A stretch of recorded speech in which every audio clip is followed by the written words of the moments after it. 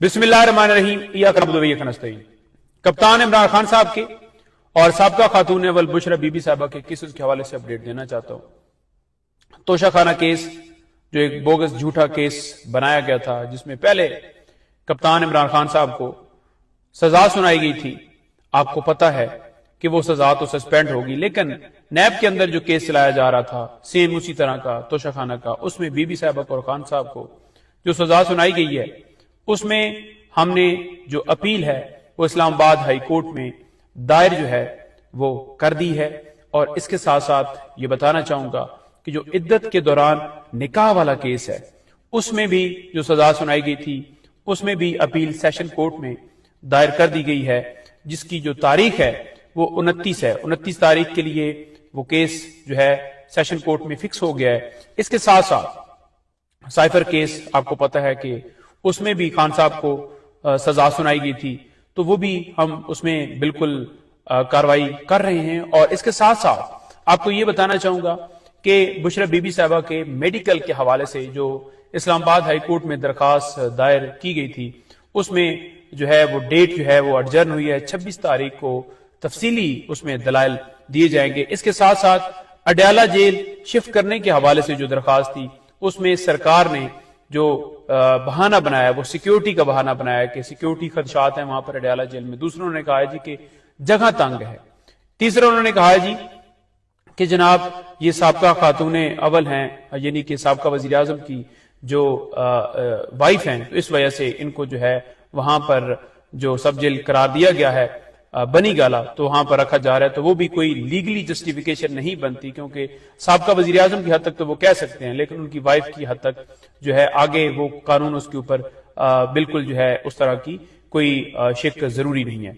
अच्छा, इसके साथ साथ आपको ये बताना चाहूंगा कि जो खान साहब की अलकादर ट्रस्ट केस के अंदर जमानत वाला मामला है, वो 26 तारीख के लिए इस्लामाबाद हाई कोर्ट में जमानत जो है वो फिक्स हो गई है और उसमें दलाइल दी जाएगी। हम बड़ा वाज़ेह तौर पर कहना चाहते हैं कि जितने केसेस हैं कप्तान इमरान खान के, जितने केसेस हैं, जैसे कि आज अलकादर ट्रस्ट केस जो है वो जिसमें फर्द जुर्म की कार्रवाई के लिए तारीख जो है वो आगे दी गई है कि नेक्स्ट डेट के ऊपर फर्द जुर्म लगाया जाएगा, तो बड़ा वाज़ेह तौर पर कहना चाहता हूं कि जितने केसेस हैं कप्तान इमरान खान के, जितनी दरखास्तें हैं, जितनी उनकी अपीलें हैं, बेल के हवाले से दरखास्तें हैं, हम बार बार कह रहे हैं कि जब आप किसी को इंसाफ नहीं देते, यानी कि आप डिले करते हैं और इंसाफ देते हुए आप टाइम जाया करते हैं, वक्त जाया करते हैं, तो इसका मतलब ये होता है कि आप उसे इंसाफ देने से इनकार करें, आप उसे इंसाफ नहीं दे रहे।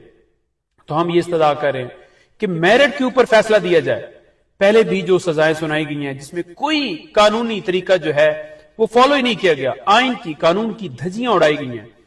जितने फैसले दिए गए हैं, ये 3 सजाएं जो रिसेंट सुनाई गई हैं, इससे पहले जो तोशाखाना के अंदर सजा सुनाई गई, ये सारे के सारे जो फैसले हैं ये इस तारीख में एक मैं कहूंगा कि काले धब्बे की तरह ये वाज़ेह तौर पर रहेंगे। और जिंदगी में कोई ऐसी मिसाल नहीं मिलती कि आप किसी भी शख्स को जिसके ऊपर इल्जाम हो उसे गवाह पेश करने का मौका ना दें, उसे क्रॉस का मौका ना दें, उसे अपने हक में बयान देने का, यानी कि उसकी सफाई को उसको मौका ना दें।